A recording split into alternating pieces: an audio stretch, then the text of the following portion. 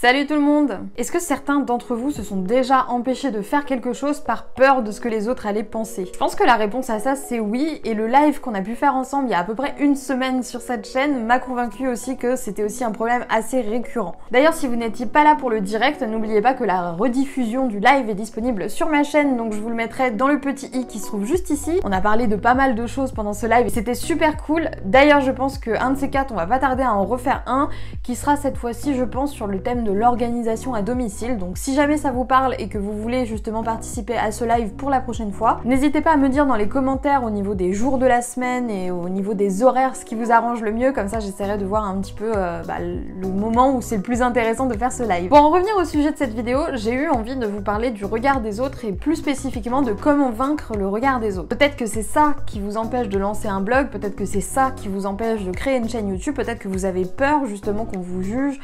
qu'on vous critique ou qu'on dise du mal de ce que vous faites, qu'on se fiche de votre gueule un petit peu dit grossièrement. Si vous êtes dans cette situation-là, rassurez-vous tout de suite, vous êtes vraiment pas le seul ou la seule à ressentir ça. Vous le savez, avec mes coachings, avec mon blog, les commentaires, les emails, etc., j'ai pas mal de retours de personnes qui veulent lancer un blog, qui veulent lancer une activité en ligne et qui ont justement ce problème de mais qu'est-ce qu'on va dire de moi en fait. C'est pour cette raison que je vous dis que vous n'êtes pas seul là-dedans, parce que c'est une interrogation qui passe par la tête de tout le monde et moi-même c'est passé par ma tête au moment où j'ai décidé de lancer Wonder Weight Queen. Si vous me connaissez et que vous me suivez depuis un moment, vous savez que moi j'ai tendance un petit peu à m'entartiner de la vie des autres et ça n'a pas toujours été comme ça. Les trois quarts de ma vie j'ai eu ce raisonnement là, même si au fond de moi je pensais pas toujours ça, mais maintenant vraiment je m'en fous complet. Et du coup je me suis dit que ça pouvait être intéressant de partager avec vous un petit peu un mélange de tout ce que j'ai pu vous dire à gauche et à droite là-dedans, ce que je pense en fait du regard des autres et de comment moi en tout cas personnellement j'ai réussi à le vaincre et avec quelle pensée, quel mindset, j'adore le mot mindset, quel mindset j'ai pu justement me lancer sans avoir peur et sans me dire oh là là mais qu'est-ce que les gens vont dire de moi. Déjà un truc qu'il faut absolument que vous compreniez, c'est que la seule personne avec qui vous êtes vraiment condamné à rester toute votre vie et qui vous suivra toute votre vie et vous êtes sûr que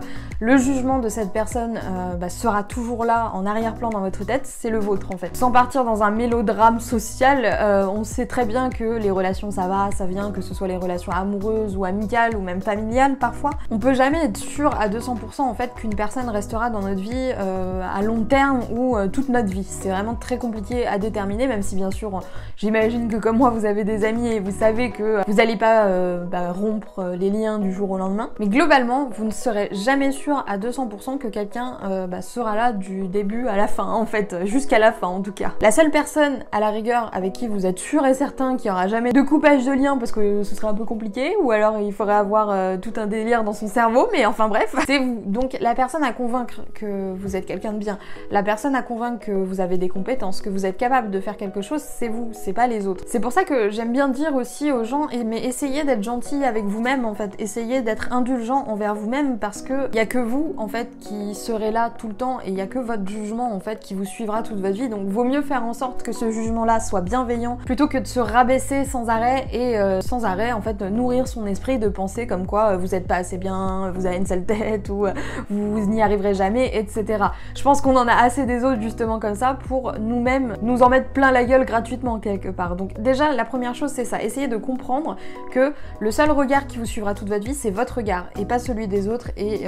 pour moi en tout cas le regard le plus important c'est moi. Tant que je fais quelque chose qui est en accord avec mes valeurs, qui est en accord avec ce que je pense et que c'est quelque chose que je pense être bien, je pourrais pas m'en vouloir en fait parce que je serais d'accord avec ça et ça suivra un petit peu ma pensée, mes valeurs, etc. C'est souvent très rassurant déjà de se dire ça, de se dire bon les autres au final ils disent ce qu'ils veulent parce que moi je sais ce que je fais et moi j'ai envie de faire ça donc je fais ça, point barre. Le deuxième truc aussi, et là c'est parce qu'on se met un petit peu trop la pression je pense, c'est que on a peur du regard des autres dans le sens où on est tous imparfaits, on va pas se mentir, même si les abonnés de cette chaîne se rapprochent un tantinet de la perfection.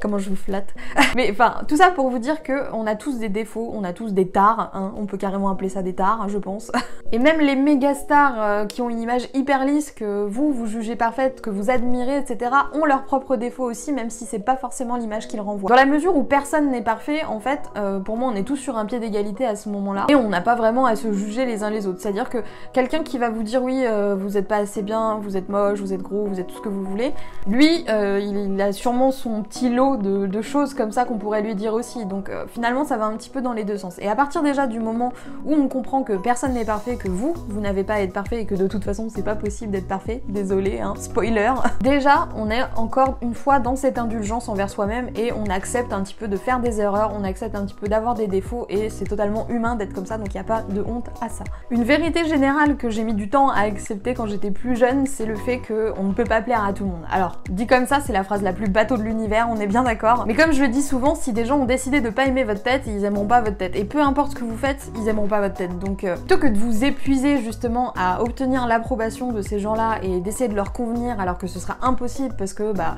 il y a des fois c'est comme ça, il y a des gens on peut juste pas les voir en fait et tant pis, peu importe ce qu'ils font, peu importe ce qu'ils disent, ils sont agaçants, ils sont énervants et on les aime pas parce que c'est comme ça. On peut vraiment pas plaire à tout le monde, même en étant la personne la plus gentille du monde, la plus avenante du monde, la plus bienveillante du monde, il y aura toujours quelqu'un qui sera là pour dire du mal de vous et pour vous juger négativement. Et ces personnes-là, justement, c'est vraiment pas celles sur lesquelles il faut se focaliser, parce que même si eux, ils sont pas tout à fait dans votre camp et ils sont pas fans de qui vous êtes et ils apprécient pas qui vous êtes tout simplement, il y a des tas d'autres personnes qui vont être contents justement de qui vous êtes et qui vont aimer qui vous êtes et qui vont raisonner avec vous encore plus sur internet. Moi je pense vraiment que sur internet il y a une audience pour tout le monde, pour n'importe quel caractère et c'est justement ça qui en fait la richesse en fait. Je vous avais fait une vidéo où je vous parlais du fait d'être bizarre et comme quoi c'était un point fort d'être bizarre sur internet alors que dans le monde réel on a plus tendance à pointer du doigt ceux qui sont un petit peu différents, bah c'est exactement ça. Vous êtes unique, il y a personne qui est pareil que vous, il y a personne qui sera jamais exactement pareil que vous.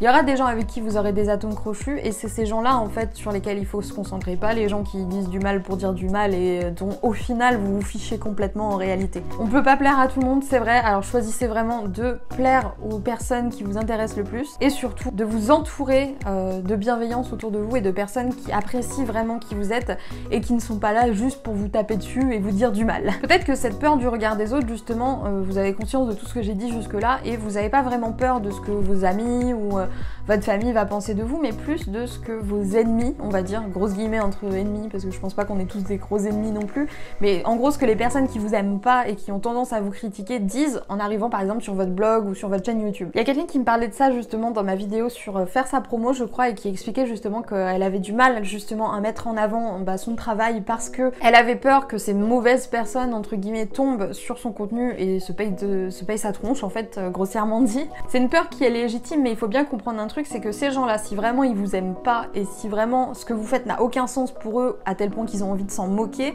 ils vont regarder une vidéo, ils vont lire un article grand maximum et après ils vont continuer leur vie, ils ont vraiment autre chose à faire. S'ils se mettent à regarder tous vos contenus, toutes vos vidéos, tous vos articles, c'est que c'est des gros psychopathes de la mort, faut dire ce qui est. Ou alors c'est qu'ils ont une certaine admiration pour votre travail et que eux osent pas franchir le pas, donc la meilleure manière qu'ils ont trouvé finalement de combler cette frustration, c'est de regarder et de pister tout ce que vous faites pour se moquer de vous parce que eux-mêmes n'ont pas la force d'agir. Mettez-vous un petit peu dans la situation inverse. Imaginez que quelqu'un que vous aimez pas se mette à lancer un blog, se mette à lancer une chaîne YouTube. Vous allez regarder quelques trucs par curiosité parce que voilà, c'est humain, on est tous curieux, mais si la personne poste une vidéo par jour, un article par jour, vous allez pas vous amuser à aller regarder à chaque fois ce qui est dit, en particulier si la personne prend un thème un petit peu technique. Dans mon cas par exemple, vu que je parle beaucoup de choses techniques au niveau du blogging, si la personne qui me suit, et déjà elle aime pas ma tronche, elle aime pas ma voix, elle me supporte pas dans la vie réelle, et en plus de ça le blogging elle s'en fout, c'est pas logique qu'elle me suive. Et si elle me suive, il est temps pour elle de se poser des questions par rapport justement à sa santé mentale parce que c'est pas normal en fait comme attitude. On va peut-être se moquer de vous, je vais pas vous mentir, les gens gentils partout ça n'existe pas sauf à Bisounoursland et on est sur tout sauf Bisounoursland.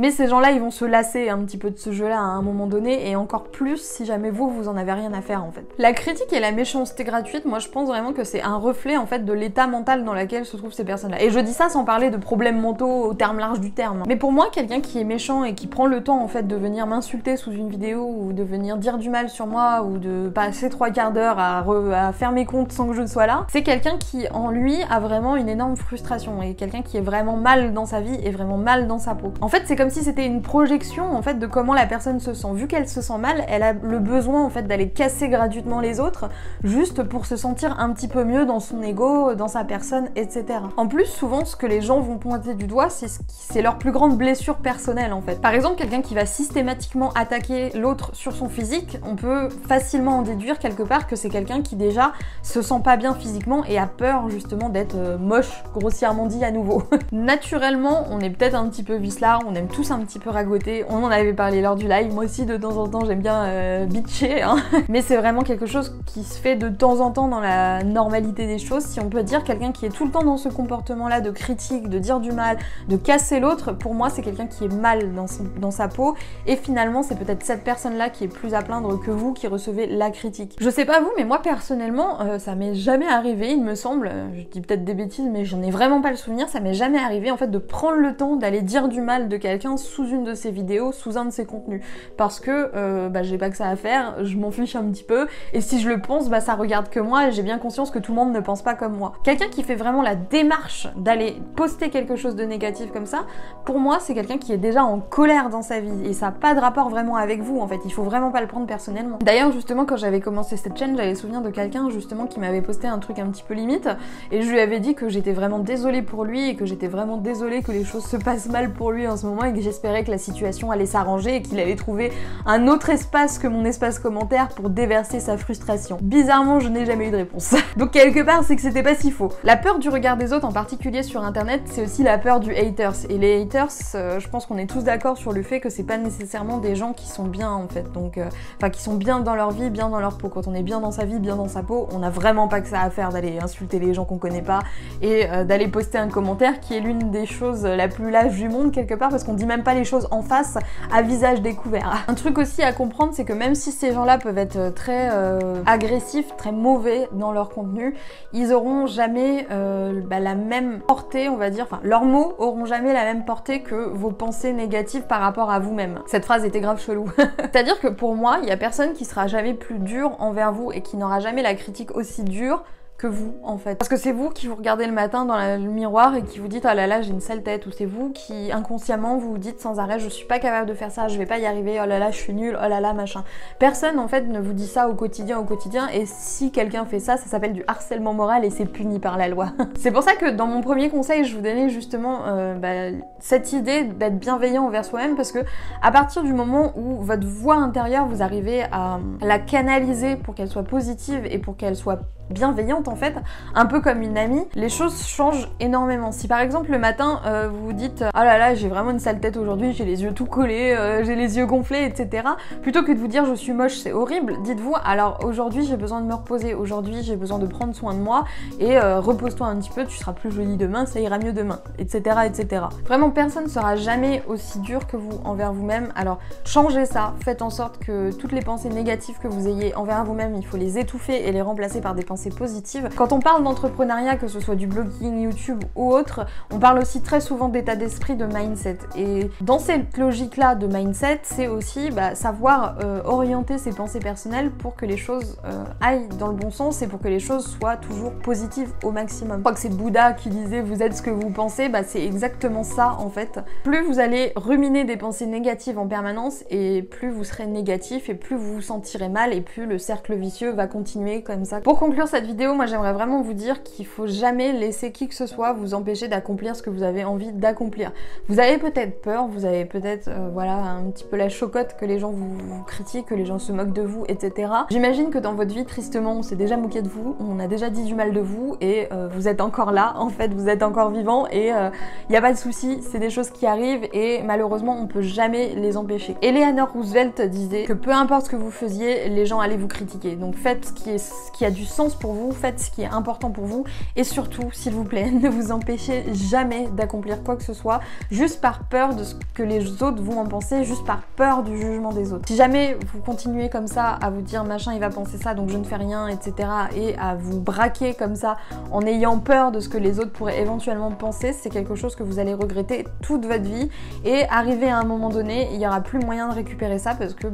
le temps il passe, vous allez grandir, vous allez vieillir et il y a un moment donné où vous allez vous retrouver à 90 ans à vous dire mince, il y a tellement de choses que j'aurais voulu faire dans ma vie et je m'en suis empêchée pour des gens qui ne sont même plus là au quotidien en fait et dont je n'ai aucune nouvelle, donc finalement on s'en fiche un petit peu et c'est ça en fait qu'il faut vraiment garder en tête. La peur elle est là, on est d'accord, mais ayez peur et lancez-vous. Je vous assure que ce qui se passe de l'autre côté de la peur, même si là je sonne vraiment très gourou spirituel de développement personnel, ce qui se passe de l'autre côté de la peur c'est vraiment magique mais genre extraordinaire et si jamais vous arrivez à dépasser ça, ça. Même si vous réussissez pas du premier coup, même si vous échouez à certains moments, vous serez déjà très fiers de vous d'avoir réussi à surmonter cette épreuve, à surmonter vos peurs. J'espère que cette vidéo vous aura aidé. Si vous aussi vous avez quelque chose à partager vis-à-vis de la peur, du regard des autres, des conseils ou des opinions par rapport à ce que j'ai dit ou même par rapport à ce que vous pensez pour justement faire barrière à tout ce que les autres pourraient penser de mal de vous, n'hésitez pas à les mettre dans les commentaires, je serais ravie de lire ça et je suis persuadée aussi que ça peut aider quelqu'un. Donc vraiment, faites-vous plaisir. Moi je vais vous laisser là, je vous souhaite une excellente journée, un excellent week-end et je vous dis à plus pour de nouvelles vidéos sur la chaîne de Wonder Weight Queen.